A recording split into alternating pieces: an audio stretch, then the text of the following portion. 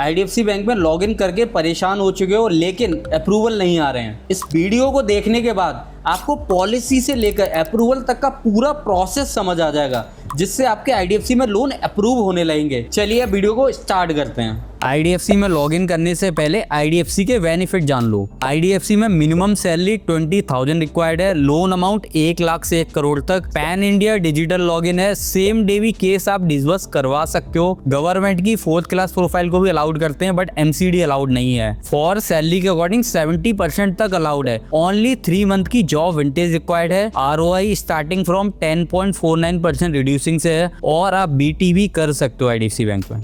अब हम लोग डिस्कस कर लेते हैं कि आईडीएफसी बैंक के क्राइटेरिया क्या क्या है। पहला तो सैलरी का क्राइटेरिया है, जो मिनिमम 20,000 सैलरी होनी चाहिए। सिविल 700 प्लस होना चाहिए। -1 सिविल अलाउड नहीं है। एज 23 से 60 के बीच में होनी चाहिए। डिडक्शन में पीएफ, टीडीएस या फिर उसके पास ऑफिशियल मेल आईडी हो और उसके अकाउंट में मिनिमम 3 सैलरी आनी चाहिए।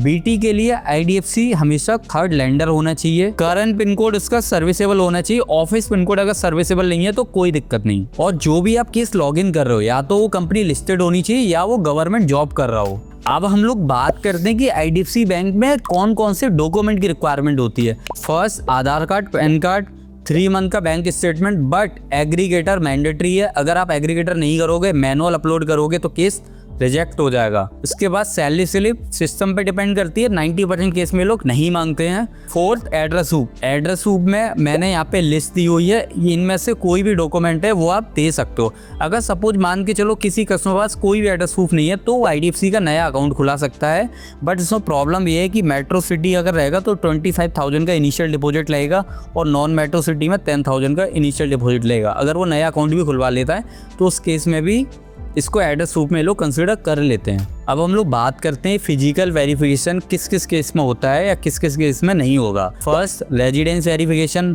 ये पूरा सिस्टम पर डिपेंड करता है, 90% केसेस में नहीं होता है। दूसरा, ऑफिस वेरिफिकेशन, इसमें 3 क्राइटेरिया होते हैं। अगर कस्टमर का पीएफ कट रहा है उस केस में नहीं होगा, कस्टमर के पास ऑफिशियल मेल आईडी है तो नहीं होगा, या कस्टमर गवर्नमेंट जॉब कर रहा है उस केस में HRMS पोर्टल के 2 स्क्रीनशॉट अगर वो शेयर कर देता है तो उस केस में भी नहीं होगा। अगर ये तीनों क्राइटेरिया फिट नहीं बैठते हैं तो उस केस में उसका ऑफिस वेरिफिकेशन होगा। अब मैं आपको बताता हूँ कुछ ऐसे पॉइंट जो हमें लॉगिन से पहले चेक करने, जिससे हमें एक आइडिया मिल जाएगा कि ये केस को हमें आईडीएफसी में लॉगिन करना है या नहीं करना है। तो उसमें पहला पॉइंट आता है कस्टमर की सैलरी मिनिमम 20,000 होनी ही चाहिए। दूसरा, उसका current residence pin code working होना चाहिए। 3rd, कस्टमर का सिविल 700 प्लस होना चाहिए। उसकी करंट ईएमआई कितनी है, कहीं ईएमआई की वजह से केस ऑब्लिगेट तो नहीं हो रहा है। कस्टमर की कंपनी या तो वो लिस्टेड होनी चाहिए या वो गवर्नमेंट जॉब कर रहा हो। कस्टमर की एज 23 से 60 ईयर के बीच में होनी चाहिए। और जब भी आप लॉगिन कर रहे हो तो हमेशा वही मोबाइल नंबर एंटर करना है जो उसके बैंक अकाउंट में लिंक है, क्योंकि यहाँ पे एग्रीगेटर मैंडेटरी है। अगर आपने दूसरा नंबर लिंक कर दिया तो बाद में एग्रीगेटर नहीं होगा तो केस कैंसिल करना पड़ेगा। तो ये कुछ पॉइंट थे जो आपको ध्यान रखने हैं लॉगिन से पहले। इस पार्ट में अब हम लोग डिस्कस करते हैं कि आईडीएफसी बैंक की लॉगिन की क्या जर्नी रहेगी।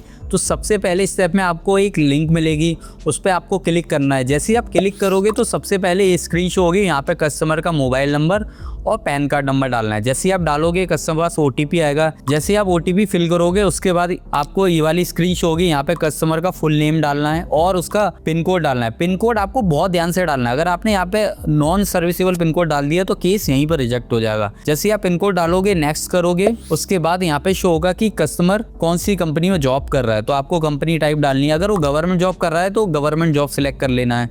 उसकी सैलरी कितनी आ रही है और उसको कितने अमाउंट की रिक्वायरमेंट है, तो यहाँ पे हमेशा 5 लाख ही सिलेक्ट करना। जब भी आप डिटेल फिल करोगे यहाँ पे 2 सिनेरियो बनेंगे। पहला, कॉन्ग्रेचुलेसन, अगर ये शो हो रहा है इसका मतलब है इनका बेसिक स्कोर कार्ड चेक हो गया है। अब इसके बाद इसकी डिटेल आपको हमें भेज दी, इसकी लोन आईडी, बैकएंड टीम हमारी इसको प्रोसेस करेगी, उसका एग्रीगेटर कराएगी, उसके बाद इसका फाइनल अप्रूवल पता लगेगा। या दूसरा सिनेरियो यहाँ पे बनेगा कि स्कोर कार्ड रिजेक्ट, तो अगर वो शो हो रहा है इसका मतलब केस रिजेक्ट है। अब ये केस यहाँ से आगे मूव नहीं होगा। अब आपके माइंड में क्वेश्चन आ रहा होगा कि क्या कांग्रेचुलेशन लिखने के बाद भी केस रिजेक्ट हो सकता है? हाँ बिल्कुल हो सकता है, क्योंकि वहाँ पे बस 2-3 चीजें चेक होती हैं, जैसे डुप्लीकेट लीड तो नहीं है, उसका पिन कोड सर्विसेबल तो नहीं है, या उसका उनका जो बेसिक क्राइटेरिया वो वहाँ पे वो ऑब्लिगेशन भी चेक नहीं कर रहे हैं और प्लस बैंकिंग भी चेक नहीं कर रहे हैं। जब हम बाद में एग्रीगेटर करते हैं और उसके बीटी वगैरह को ऑप्शन सिलेक्ट करते हैं, उसके बाद ही पता लगता है केस होगा या नहीं होगा।